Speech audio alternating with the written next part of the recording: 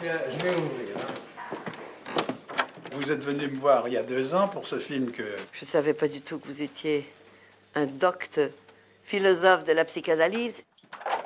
Je ne savais même pas que vous aviez écrit des livres, ni que vous aviez fait le vocabulaire de psychanalyse avec Pontalis. Mais il faut accepter qu'on fait un documentaire comme ça, au spontané, à l'instinct, je dirais. Dans le cas du film, on est passé de la viticulture à la psychanalyse, c'était ça. J'ai été pris sur la question du glanage viticole. Bon, évidemment, c'était ça qui vous avait attiré, voir tous ces raisins par terre, se demander ce qu'on pouvait en faire. Et puis moi, je n'ai pas eu le réflexe de dire, mais elle ne m'a pas tellement demandé s'il y avait du glanage en psychanalyse.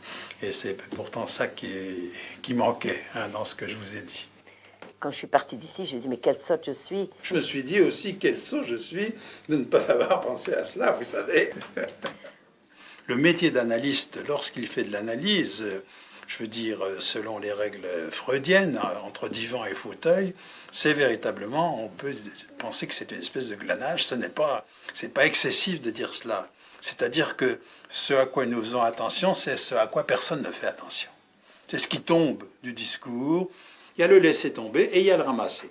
Alors évidemment, le ramasser prend une valeur spéciale pour le psychanalyste, parce que le ramasser, disons, ce qui est glané, ce qui est ramassé, a plus de valeur pour nous même que ce qui a été récolté. Mais n'y a-t-il pas aussi une notion de pauvreté, de manque? Oui, tout à fait. Mais le psychanalyste aussi est dans une espèce d'état de pauvreté, on pourrait dire, en ce sens qu'il est dans un état de non-savoir. Il ne sait pas d'avance ce qu'il va glaner. Donc c'est aussi ça, sa pauvreté. Ça, c'est drôle, parce que est-ce que c'est pas le patient, c'est pas celui qui vient voir l'analyste, qui est en manque, à qui il manque? Oui, il manque, il vient demander, docteur, qu'est-ce que j'ai? Vous le savez, n'est-ce pas? Docteur, qu'est-ce que j'ai?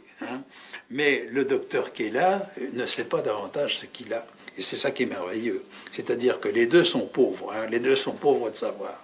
Et même le docteur, même s'il sait, il croit savoir, il doit abandonner ce qu'il sait pour être complètement accueillant à quelque chose de tout à fait nouveau. J'ai bien aimé vos pommes de terre biscornues, c'est formidable, ces pommes de terre. On n'a jamais vu, n'est-ce pas, ces pommes de terre en forme de cœur. C'est une forme symbolique un peu, bon, c'est plus vrai que nature. C'est beau, hein.